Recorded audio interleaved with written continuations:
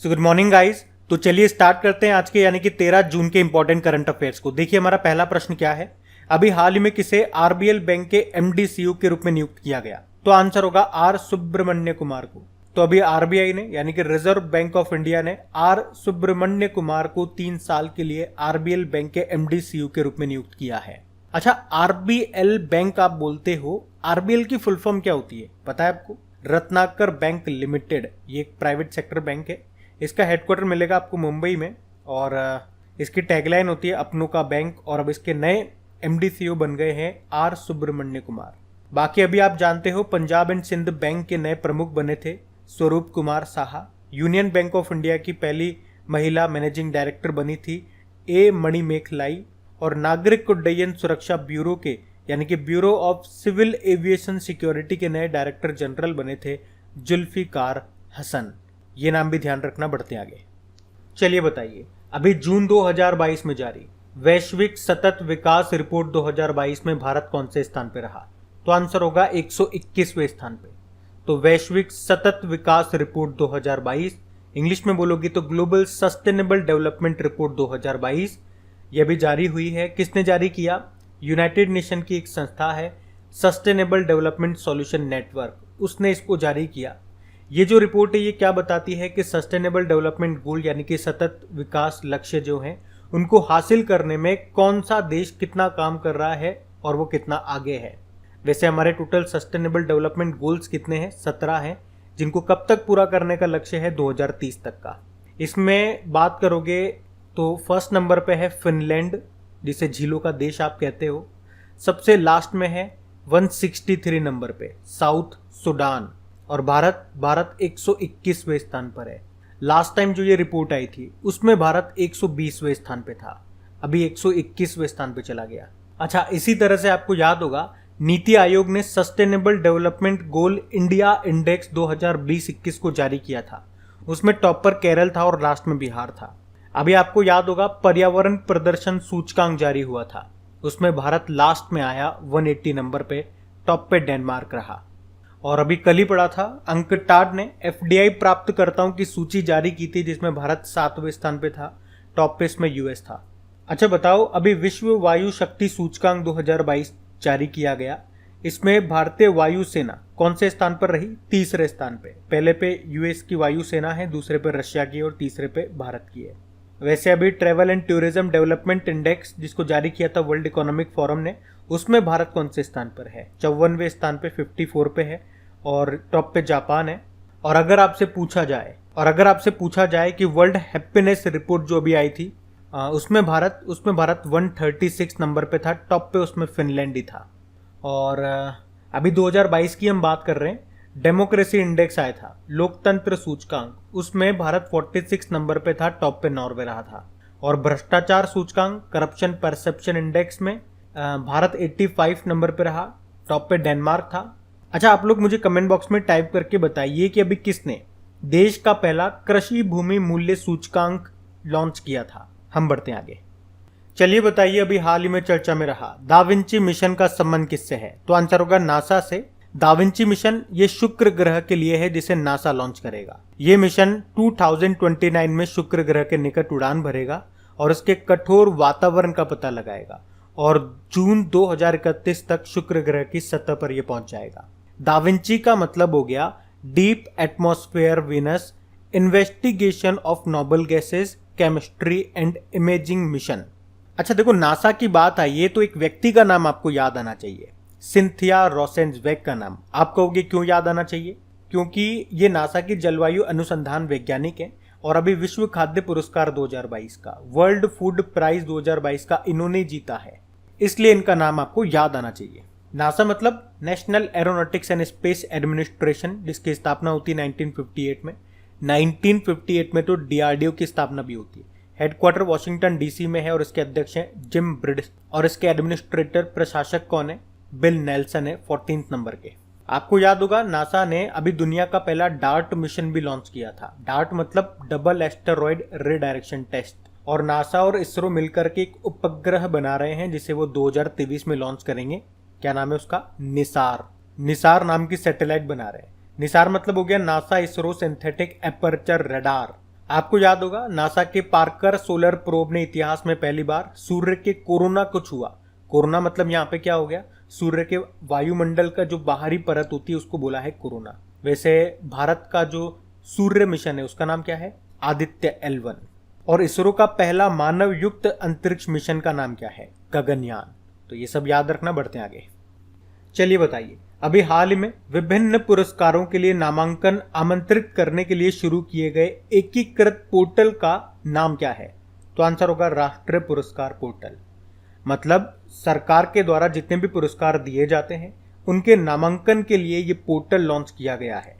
तो इस पोर्टल को लाने का मुख्य उद्देश्य क्या है? पारदर्शिता लाना, ट्रांसपेरेंसी लाना और सार्वजनिक भागीदारी को सुनिश्चित करना। आपको याद आया होगा पोर्टल से कि अभी प्रधानमंत्री नरेंद्र मोदी जी ने एक पोर्टल लॉन्च किया था जिसका नाम है जन समर्थ पोर्टल। क्या था उसमें सरकार की जो क्रेडिट लिंक्ड सरकारी योजनाएं हैं उनको यहाँ पे एक साथ लाया गया और उस पोर्टल का नाम रखा जन समर्थ पोर्टल। चलो मुझे बताओ, किसने फास्टर एप्लीकेशन और सुपेस पोर्टल को लॉन्च किया था? तो आंसर होगा सुप्रीम कोर्ट ने। अभी आपको याद होगा जम्मू कश्मीर सरकार ने जन भागीदारी अधिकारिता पोर्टल को भी लॉन्च किया था। तो इस पोर्टल का नाम आपको ध्यान रखना है, राष्ट्रीय पुरस्कार पोर्टल है। बढ़ते आगे। चलिए बताइए, हाल ही में किस देश में डिजिटल इलेक्ट्रॉनिक्स के लिए दुनिया का पहला राइट टू रिपेयर कानून पारित किया गया? तो आंसर होगा अमेरिका। तो अमेरिका में न्यूयॉर्क राज्य विधानमंडल ने दुनिया का पहला राइट टू रिपेयर कानून पारित किया है, पास कर दिया है। अब आप सोच रहे होंगे कि यह है क्या। देखो, एक उदाहरण से मैं आपको समझाता हूँ। आपने देखा होगा आपके पास कुछ इलेक्ट्रॉनिक्स आइटम्स तो होंगे ही सही, मोबाइल वगैरह, लैपटॉप वगैरह, तो वो किसी न किसी ब्रांड के होंगे, किसी न किसी कंपनी के होंगे, सैमसंग, एप्पल वगैरह, MI वगैरह, किसी के भी हो सकते हैं। लेकिन आप देखते होंगे जब वो खराब हो जाता है या उसकी कोई चीज टूट जाती है, स्क्रीन टूट गई या कुछ और जब आप उसको डलवाने जाते हो तो वो स्क्रीन जो टूटी है या उसका कोई पार्ट टूट गया तो वो आपको कहाँ पे मिलेगा? उसी कंपनी में मिलेगा, या यूं कह दूं उस कंपनी के जो सर्विस सेंटर आपके शहर में खुले हुए वहां पे वो मिलेगा, अवेलेबल होगा, क्योंकि उसी कंपनी का डलेगा उसमें। तो मतलब उस ब्रांड के, उस लैपटॉप या उस फोन के जो पार्ट्स हैं वो आपको उसी कंपनी में मिलेंगे, कोई दूसरा ऑप्शन आपके पास नहीं है। तो इसका मतलब ये कह सकते हैं कि वो जितना पैसा चाहेंगे उतना वसूल सकते हैं। एक बात तो ये हो गई। अब आप कहोगे कि सर्विस सेंटर है लेकिन पास में लोकल मार्केट भी है, वहां पे मिस्त्री वगैरह बैठे हुए हैं, वहां पे भी वो चीज रिपेयर हो जाएगी। रिपेयर तो हो जाएगी, लेकिन आप देखते होंगे मिस्त्री वगैरह कहते हैं ये तो जो सामान है इसका, जो भी पार्ट टूटा हुआ है, ये तो आपको कंपनी में मिलेगा या इसके सर्विस सेंटर में ही मिलेगा। वो मिस्त्री भी सही कर देगा, वो उसका पार्ट सर्विस सेंटर से लेकर के आ जाएगा, वो उसमें डाल देगा, लेकिन आप जानते हो वो अपनी कमीशन भी निकालेगा, तो वो तो और महंगा पड़ जाएगा।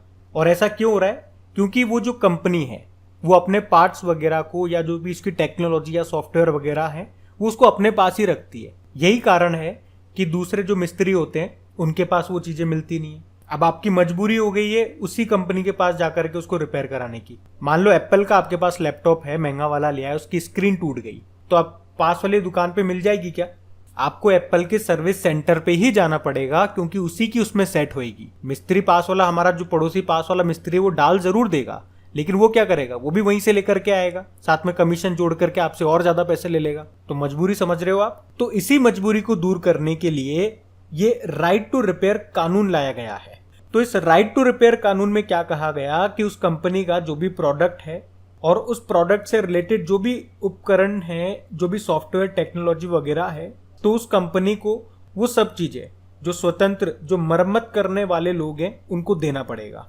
और इससे फायदा किसका होगा? दोनों का होगा, मतलब कंज्यूमर का और जो स्वतंत्र मरम्मत करने वाले व्यक्ति हैं उनका। क्योंकि ये जब चीजें मार्केट में आ जाएगी तो कंज्यूमर को बेनिफिट मिलेगा। अब सर्विस सेंटर में मुंह मांगी कीमत देने की जरूरत नहीं है, हो सकता है थोड़े से कम दाम में उसको लोकल मार्केट में मिल जाए। तो अगर वो एक चीज आपको 10 दुकानों पे बाहर मिल रही है, पहले वो एक ही दुकान पे मिल रही थी, तो अब आपको बेनिफिट तो होगा। 10 दुकानों पे वो थोड़ा ही सही लेकिन कम दाम में आपको अवेलेबल हो जाएगा, क्योंकि कंपटीशन है, उनको पता है यहाँ नहीं तो कहीं दूसरे से ले लेगा। तो कंज्यूमर का बेनिफिट हो गया। और वो स्वतंत्र मरम्मत करने वाले व्यक्तियों के पास वो टेक्नोलॉजी आ गई, वो सॉफ्टवेयर, वो उपकरण आ गए हैं, तो उससे उनको रोजगार भी मिल जाएगा, थोड़ा पैसा वो भी कमा लेंगे। तो इससे ये फायदा होगा। तो आपको क्या याद रखना है? दुनिया का पहला राइट टू रिपेयर कानून ये पास हो गया है कहाँ पे? अमेरिका में, अमेरिका के न्यूयॉर्क में। अच्छा बताओ, न्यूयॉर्क ये किस नदी के किनारे स्थित है? हडसन नदी के किनारे। अमेरिका के प्रेसिडेंट जो बाइडेन है। और अमेरिका की पहली अश्वेत महिला उपराष्ट्रपति कौन बनी है? भारतीय मूल की है कमला हैरिस, 49 नंबर की है। अमेरिका की कैपिटल होती है वॉशिंगटन डीसी। और वॉशिंगटन डीसी किस नदी के किनारे स्थित है? पोटामेक नदी के किनारे। अच्छा मुझे बताओ, अभी अमेरिकी सुप्रीम कोर्ट में पहली अश्वेत महिला जज कौन बनी? केतांजी ब्राउन जैक्सन बनी थी। और अमेरिकी सिक्के पर दिखाई देने वाली पहली अश्वेत महिला अभी कौन बनी थी? माया एंजेलो बनी थी। और अभी हमने पढ़ा भी था कि जो भारत है वो अमेरिका के द्वारा आयोजित दुनिया के सबसे बड़े समुद्री अभ्यास में भाग लेगा। उस अभ्यास का नाम क्या है? रिम ऑफ द पैसिफिक, यानी कि रिमपैक आप बोल सकते हो। तो ये याद रखना, बढ़ते आगे।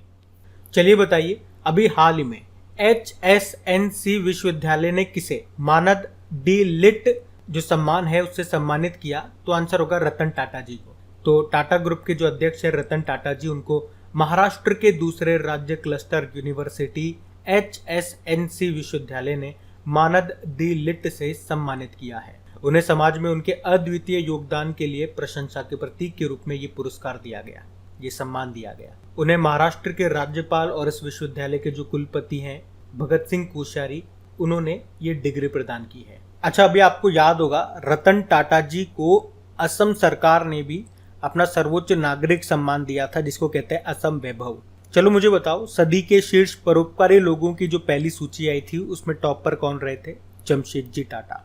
और अभी जो IPL हुए 2022 और अगले साल जो 2023 में होंगे, उनका टाइटल स्पॉन्सर कौन है? टाटा ग्रुप है। अच्छा, रतन टाटा जी की जीवनी आ रही है, यानी कि उनकी बायोग्राफी, जिसका नाम है Ratan and Tata the authorised biography. ये इस साल नवंबर तक आ जाएगी।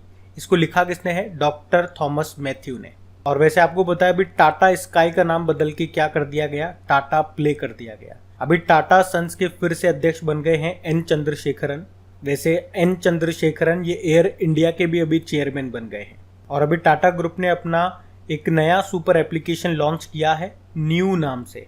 और आपको याद होगा CO2 कैप्चर करने के लिए भारत का पहला प्लांट शुरू किया था टाटा स्टील ने। सब याद रखना पॉइंट्स, बढ़ते आगे। चलिए बताइए, अभी हाल ही में garden rich ship builders and engineers limited के CMD के रूप में किसे नियुक्त किया गया? तो आंसर होगा PR हरी को। तो अभी PR हरी को जो पब्लिक सेक्टर यूनिट है ये garden rich ship builders and engineers limited, इसके CMD के रूप में नियुक्त किया गया है। और ये गार्डन रिच शिप बिल्डर्स का हेडक्वार्टर मिलेगा आपको कोलकाता में। और आपको याद होगा अभी भारतीय नौसेना का जो सर्वेक्षण पोत है INS निर्देशक, उसको अभी चेन्नई से लॉन्च किया गया था। इस INS निर्देशक को गार्डन रिच शिप बिल्डर ने बनाया है। और INS संध्याक के बारे में आपने पढ़ा होगा, इसे भी इसने ही बनाया है। चलो बताओ, अभी एसोचैम के नए अध्यक्ष कौन बने? Sumant Sinha. Zoological survey of India की पहली महिला निदेशक बनी है धरती बनर्जी। और अभी नेशनल माइनॉरिटीज कमीशन यानी कि राष्ट्रीय अल्पसंख्यक आयोग के अध्यक्ष कौन बने? इकबाल सिंह लालपुरा बने। ध्यान रखना ये, बढ़ते आगे। चलिए बताइए, लोकतंत्र के स्वर और रिपब्लिकन एथिक्स, ये जो बुक है इसमें किस भारतीय व्यक्तित्व के चुनिंदा भाषण है? तो आंसर होगा रामनाथ कोविंद जी। तो केंद्रीय शिक्षा मंत्री जो है हमारे धर्मेंद्र प्रधान, और जो सूचना व प्रसारण मंत्री है अनुराग ठाकुर, अभी इन दोनों ने राष्ट्रपति रामनाथ कोविंद जी के लोकतंत्र के स्वर और रिपब्लिकन एथिक्स नाम के चुनिंदा भाषणों के खंड 4 का अभी विमोचन किया, उसको रिलीज किया, लॉन्च किया। खंड 4 से मतलब क्या हो गया? इस बुक में राष्ट्रपति जी के भाषण है, और कौन से वर्ष के भाषण है? तो चौथे वर्ष के। अच्छा देखो, एक प्रश्न हम लोगों ने कल पढ़ा था कि अभी यूनाइटेड किंगडम ने किस भारतीय लेखक को कंपेनियन ऑफ ऑनर के रूप में चुना है? तो आंसर होगा क्या? सलमान रुश्दी। और अगर आपसे पूछा जाए कि भारत की पहली स्पोर्ट्स मार्केटिंग बुक है जिसको कहते हैं business of sports the winning formula for success, इसको किसने लिखा है? विनीत कार्निक ने लिखा। और एक बुक है टॉम्ब ऑफ सैंड, अभी इस बुक के लिए गीतांजलि श्री और डेजी रॉकवेल ने अंतर्राष्ट्रीय बुकर पुरस्कार 2022 जीता है। एक बंगाली लेखक आपको याद होंगे, अमर मित्रा, 2022 का ओ हेनरी अवार्ड मिला था इन्हें। इनकी शॉर्ट स्टोरी है गांव बूरो के लिए। और अगर आपसे पूछा जाए कि world book and copyright day कब मनाया जाता है? तो आंसर होगा 23 अप्रैल को। और अगर आपसे पूछे कि अभी किसे 2022 के लिए विश्व पुस्तक राजधानी के रूप में चुना गया? तो आंसर होगा मेक्सिको का शहर ग्वाडलाजारा को। और बताओ मुझे आप, किस राज्य का है ये जामताड़ा जिला, जो कि देश का पहला जिला बन गया जिसके हर गांव में पुस्तकालय लाइब्रेरी है? तो आंसर होगा झारखंड। और अगर आपसे पूछूं मैं कि हिंदी का साहित्य पुरस्कार अभी किसे मिला था, दया प्रकाश सिन्हा को उनके नाटक सम्राट अशोक के लिए, और अंग्रेजी का मिला था नमिता गोखले को उनके novel things to leave behind के लिए। तो याद रखना ये सारी बातें, बढ़ते आगे। फिर बताइए, अभी जून 2022 में सूफी उत्सव का आयोजन किस राज्य या यूनियन टेरिटरी में किया गया? तो आंसर होगा जम्मू कश्मीर। तो अभी जम्मू कश्मीर के श्रीनगर के शेर ए कश्मीर अंतरराष्ट्रीय केंद्र में सूफी उत्सव का आयोजन किया गया, जिसका उद्देश्य क्या है? कश्मीर घाटी के सूफी संत और ऋषियों के संदेशों का प्रचार प्रसार करना। जम्मू कश्मीर में आपको याद है, हमने खीर भवानी मेला अभी मनाया था। जम्मू कश्मीर के उपराज्यपाल कौन है? मनोज सिन्हा है। चलो आप मुझे बताओ, अभी उत्तर भारत का पहला औद्योगिक बायोटेक पार्क का उद्घाटन कहाँ पे किया गया? जम्मू कश्मीर में, जम्मू कश्मीर के कठुआ में। अभी पहला लेवेंडर फेस्टिवल का आयोजन भी किया गया था जम्मू कश्मीर में ही। अच्छा, जम्मू कश्मीर के लिए परिसीमन आयोग के अध्यक्ष बनाया गया रंजन प्रकाश देसाई को, और उन्होंने क्या कहा था? जम्मू कश्मीर में टोटल कितने विधानसभा क्षेत्र होने चाहिए? 90। और अभी प्रधानमंत्री जन आरोग्य योजना के तहत 100% परिवारों को शामिल करने वाला देश का पहला जिला कौन सा बना? जम्मू कश्मीर का सांबा जिला। अच्छा बताओ, भारत की पहली कार्बन न्यूट्रल पंचायत ये कौन सी बनी? जम्मू कश्मीर का पल्ली गांव। अभी जम्मू कश्मीर के कश्मीरी कालीन को QR कोड आधारित GI टैग भी दिया गया था। और अगर पूछे कि जम्मू कश्मीर के किस गांव को जम्मू कश्मीर का पहला दूध गांव घोषित किया गया, तो आंसर होगा जेरी गांव। तो ये सब याद रखना, पढ़ते आगे। चलिए बताइए, अभी OECD ने वित्त वर्ष 2023 में भारत की GDP ग्रोथ रेट कितना रहने का अनुमान लगाया? तो आंसर होगा 6.9%। OECD मतलब organisation for economic cooperation and development, जिसका हेडक्वार्टर पेरिस फ्रांस में है। और अभी इसने वित्त वर्ष 2022-23 के लिए भारत की GDP ग्रोथ रेट को घटा करके 6.9% रहने का अनुमान लगाया। तो अब हम बात करेंगे कल के वीडियो में पूछे गए प्रश्न के उत्तर की। तो कल के वीडियो में आपसे क्या पूछा था? अंकटाड के द्वारा जारी FDI प्राप्तकर्ताओं की सूची में भारत कौन से स्थान पर रहा? तो आंसर होगा 7वें स्थान पे। आप सभी ने प्रश्न का बिल्कुल सही उत्तर दिया है। और गाइज, अगर सेशन अच्छा लगे तो प्लीज़ इसे लाइक करके अपने दोस्तों के साथ में शेयर ज़रूर कीजिएगा।